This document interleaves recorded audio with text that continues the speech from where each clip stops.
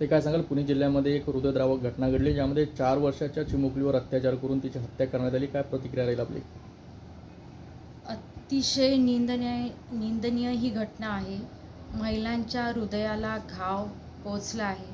मुलींना जन्म द्यायचा की नाही द्यायचं, मुलींना बाहेर ठेवायचं की नाही ठेवायचं, सध्याची परिस्थिती अशी निर्माण झालेली आहे.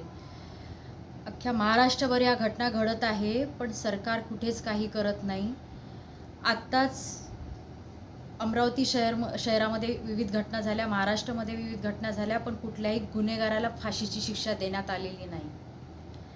आताच मुख्यमंत्र्यांनी म्हटलं की या 1 महिन्याचा कालावधी नंतर आम्ही त्यांना शिक्षा देऊ. कालावधी का? सत्तेत तुम्ही, गृहमंत्री तुम्ही, प्रशासन तुमचं, शासन तुमचं, मुख्यमंत्री तुम्ही, सगळं निर्णय तुमच्या हातात आहे. निर्णय तुम्हालाच घ्यायचा आहे.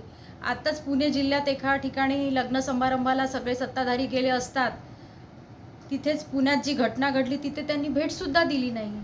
म्हणजे काय मला सांगा ना, जी अपेक्षा आपल्याला, न्यायाची अपेक्षा ज्यांच्याकडून असतात ते अशा पद्धतीने जर वागत असेल, एखाद्या गरीब व्यक्तीच्या घरी जर एखादी घटना अशी झाली तिथे जर त्या व्यक्तीला सांत्वन भेटसुद्धा आपण देऊ शकत नाही, तर आपण न्यायाची अपेक्षा कशी करावी त्यांच्याकडून?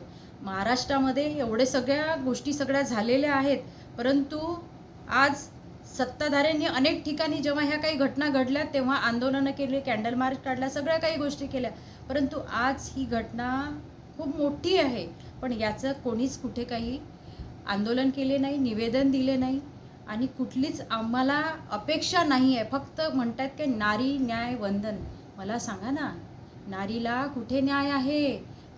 महिलांनी बाहेर निघायचं नाही निघायचं, मुलींना पाठवायचं की नाही पाठवायचं? म्हणजे मला तर असं वाटते की आता हा कायदा येईल की मुलींना जन्मच देऊ नका. आज अमरावती शहर महिला काँग्रेस कमिटीकडून मी या सर्व गोष्टीचा निषेध करते आहे. कारण फार अतिशय एक महिला म्हणून, आज मी एक आई म्हणून, सर्व आया भगिनीच या महाराष्ट्रामध्ये आहे. अतिशय निंदनीय आणि निषेधार्थ ही गोष्ट घडली.